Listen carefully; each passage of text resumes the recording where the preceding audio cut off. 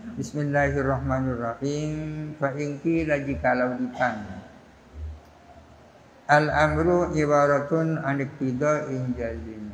Amar itu kan berarti tuntutan yang jazim, tuntutan yang tegas, tuntutan yang tidak boleh tidak. Di atas dikatakan bahwa menurut musannif mandub itu termasuk ma'mur bihi, termasuk sesuatu yang diperintahkan. Tapi ada yang menyanggah, yang mengatakan bahwa amar itu tidak termasuk sesuatu yang diperintahkan. Artinya mandub bukanlah ma'mur bihi. Ada dua alasan yang dikemukakan musannif kenapa mandub termasuk ma'mur bihi. Kemudian apa yang disampaikan di musannif disanggah. Amar itu kan berarti tuntutan yang tegas. La tahyira ma'hu, yang tiada takhir, pemberian pilihan ma'hu bersama iqtida. Wan nadbu makrunun bitajwizit tarki wat tahyiri fihi. Adapun nadb itu bersamaan dengan bolehnya meninggalkan dan pilihan di dalam meninggalkan. Amar itu kan artinya tuntutan yang jazim, yang tidak ada pilihan. Sedangkan nadb berbarengan dan bolehnya meninggalkan. Ada pilihan antara untuk meninggalkan. Kan tidak klop namanya. Wa qaulukum, adapun perkataan kamu, innahu yusamma muti'an, bahwa orang yang melaksanakan nadb disebut muti. Di depan kan dikatakan orang yang melaksanakan perkara nadb kan disebut muti, orang yang taat. Adapun perkataanmu bahwa orang yang melaksanakan nadb itu disebut muti, yuqabiluhu adalah berlawananhu kepada qaulukum, annahu apa sesungguhnya orang. Lau taraka, andai kata orang meninggalkan nadb, la yusamma asian, tidak dinamakan asi. Pada umumnya muti itu kebalikannya kan asi. Asi kebalikannya muti. Muti orang yang taat, orang yang tak taat namanya asi. Katanya orang yang melaksanakan nadb itu disebut muti. Tapi kalau orang meninggalkan nadb kan tidak disebut asi. Gimana jawabannya musannif? Kulna, kita menjawab, an-nadbu iqtida'un jazimun la tahyira fihi. Nadb itu adalah tuntutan tegas yang tiada pilihan di dalam iqtida'. Kalau dalam kitab-kitab usul setelah Al-Ghazali, nadb itu bukan iqtida' jazim. Iqtida' jazim itu ya wajib itu, ijab itu. Sedangkan Al-Ghazali mengatakan nadb itu adalah iqtida' jazim, tapi maksudnya jazim di sini la tahyira fihi, tidak ada pilihan kan. Ini la tahyira fihi tafsiran daripada jazim. Nadb itu adalah tuntutan jazim, maksudnya tidak ada takhir di dalamnya. Kok tidak ada takhir? Li'anna takhira ibaratun anit taswiyati, karena takhir itu berarti taswiyah, setara kan. Takhir itu kan maknanya setara, antara melakukan dan meninggalkan setara. Sementara nadb kan tidak setara antara melakukan dan meninggalkan. Fa idza rajaha jihatul fi'li, apabila lebih unggul apa pihak melakukan, segi melakukan, birabatis sawabi bihi, dengan mengaitkan pahala bihi dengan fi'il, Irtafa'at at-taswiyatu wat-takhyiru, menjadi hilang apa kesetaraan dan pilihan. Mandub itu sesuatu yang sebaiknya dilakukan kan? Berarti melakukan itu unggul. Dengan lebih unggulnya melakukan kan berarti tidak ada kesetaraan. Waqad qala ta'ala, berfirman Allah Ta'ala fil muharramati aidan, menyangkut hal-hal yang diharamkan juga. Faman syaa'a falyu'min wa man syaa'a falyakfur.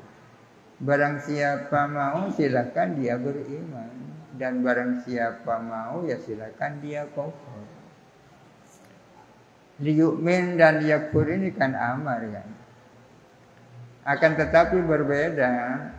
Liyu'min ini benar-benar amar, sedangkan yakfur ini amar yang bermakna tahdid kan, ancaman.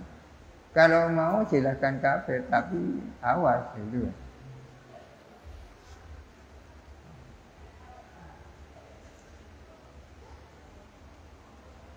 Ayat ini yang dijadikan argumentasi oleh kelompok Mu'tazilah bahwa manusia itu yang punya kudrah, kekuasaan untuk melakukan sesuatu. Akan tetapi masyiah, kehendak manusia itu ciptaan Allah Ta'ala juga. Artinya seseorang bisa memiliki kesukaan untuk iman, namun kesukaan itu lahir dari kesukaan Allah. Oh, Allah suka agar orang itu suka. Memang manusia punya kesukaan, buktinya ini sa'ah. Akan tetapi kesukaan manusia bersumber dari kesukaan Allah. Seseorang tak mungkin suka kalau Allah tak suka lebih dulu. Fala yang bagi anjudonna annal amra iktida'un jazimun. Maka jangan sampai diduga bahwa amar itu adalah tuntutan tegas. Bimakna anna syar'a yatlubu minhu syai'an li nafsihi, dengan pengertian bahwa sesungguhnya syarak adalah meminta kepada hamba, meminta sesuatu untuk zat Allah, zat syari'. Jangan sampai disangka bahwa amar adalah tuntutan jazim dengan pengertian Allah meminta orang melakukan sesuatu untuk kepentingan Allah.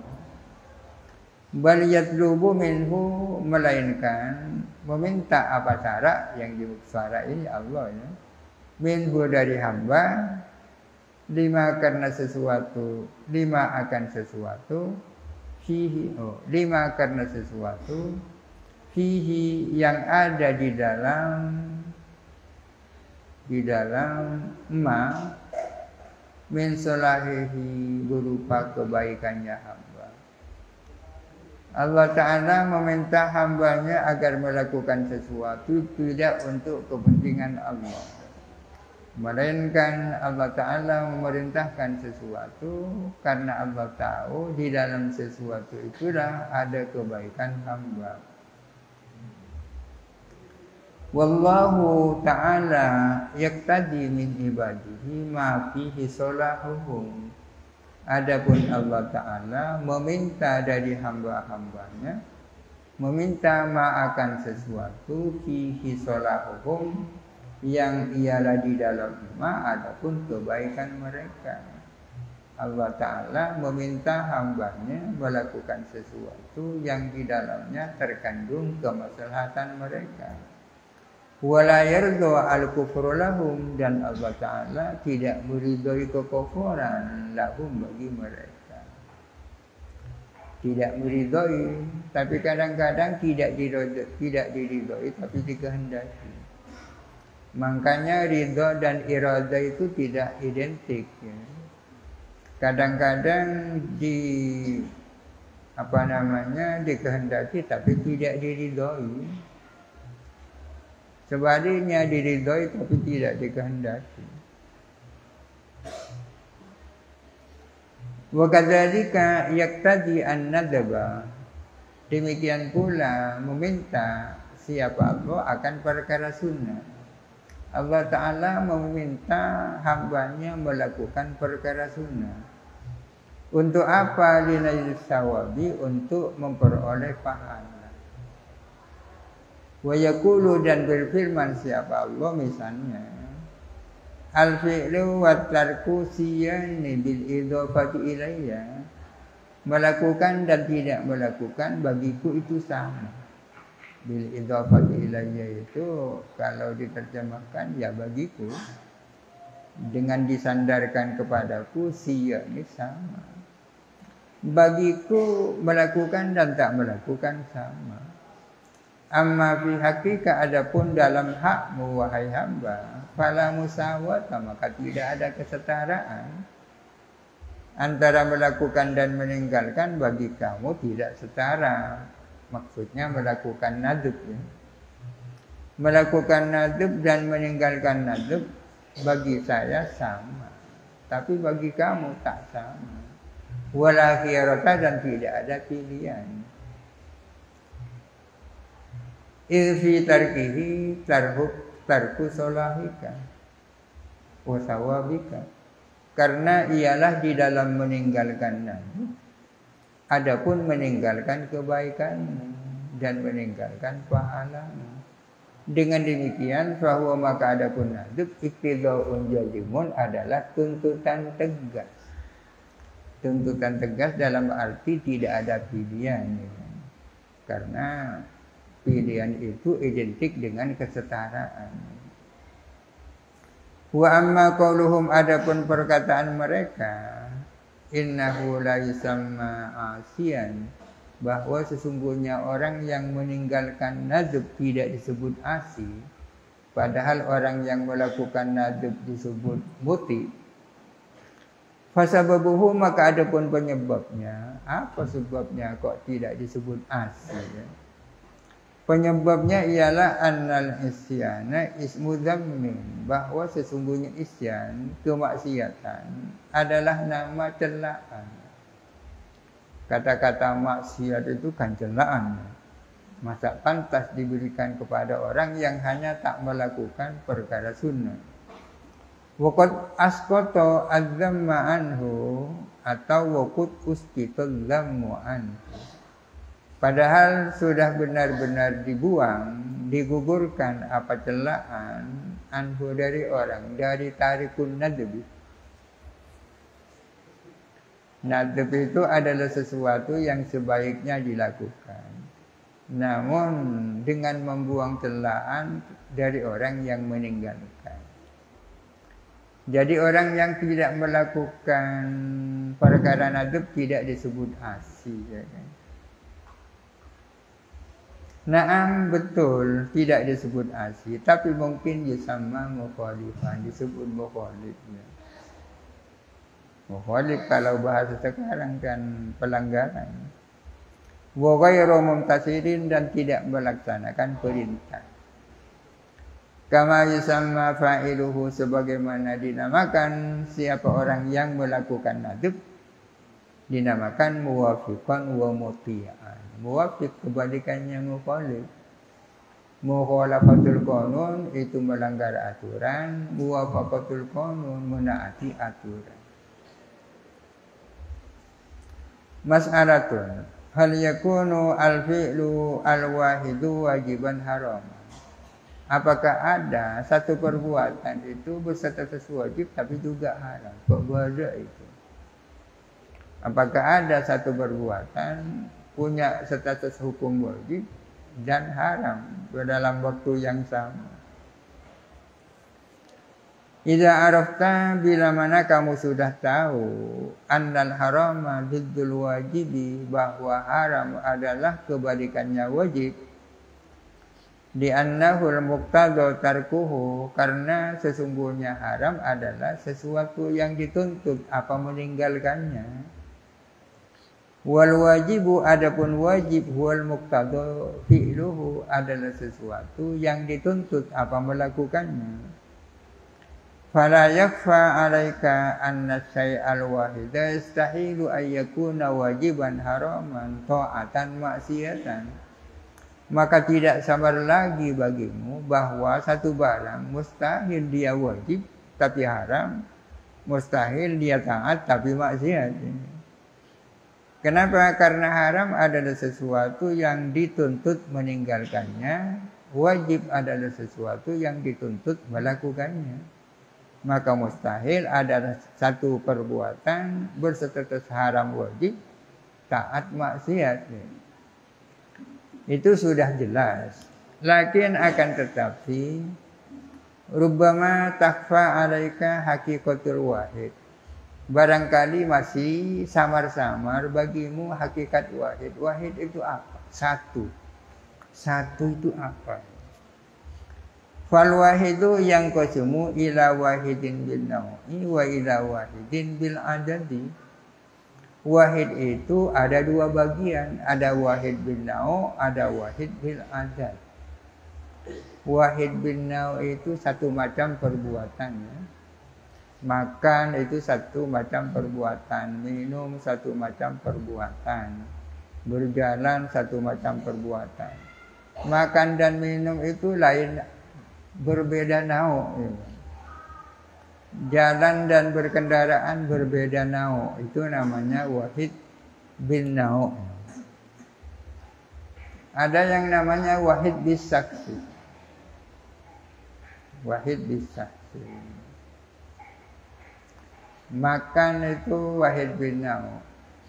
Makannya Zaid di tempat tertentu pada dalam waktu yang tertentu, itu namanya wahid bis saksi. Di sini ada istilah wahid bil adad. Satu berdasarkan bilangan, berarti tidak dua, tidak tiga. Ammal wahid bin nau'i, adapun wahid bin nau' kas sujudi masalan, seperti sujud misalnya. Sujud dan ruku itu berbeda nau'. Sujud itu satu macam perbuatan, namanya wahid bin nau'. Seperti sujud misalnya, fa innahu nau'un wahidun minal af'ali. Sesungguhnya sujud itu satu macam perbuatan. Adapun wahid bin nau', misalnya sujud, fayajuzu maka boleh.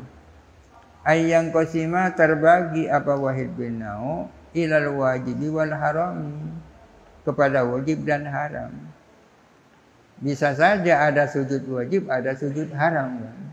Karena itu wahid bin nau' namanya. Wahid bin nau'. Bisa saja ada sujud wajib, sujud haram. Wa yakunu, dan ada inqisamuhu apa terbaginya sujud, apa terbaginya wahid bin nau' bil ausofi adalah berdasarkan sifat-sifat, wal idhofati dan berdasarkan penyandaran-penyandaran. Kasujudi lillahi ta'ala wa sujudi lis-sanami. Seperti sujud kepada Allah, sujud kepada berhala, kan sama-sama sujud. Sujud itu adalah wahid bin nau'. Karena masih wahid bin nau', bisa saja statusnya dua. Misalnya sujud kepada Allah Ta'ala dan sujud kepada berhala. Il ahaduhuma wajibun wal akharu haramun. Karena salah satunya adalah wajib dan yang lain itu haram. Sujud kepada Allah Ta'ala wajib, sujud kepada berhala itu haram. Kok bisa ada dua status bagi satu perbuatan dia? Karena wahidnya wahid bin nau'. Wala tanakudoh, dan tidak ada tanakud, tidak ada kontradiksi.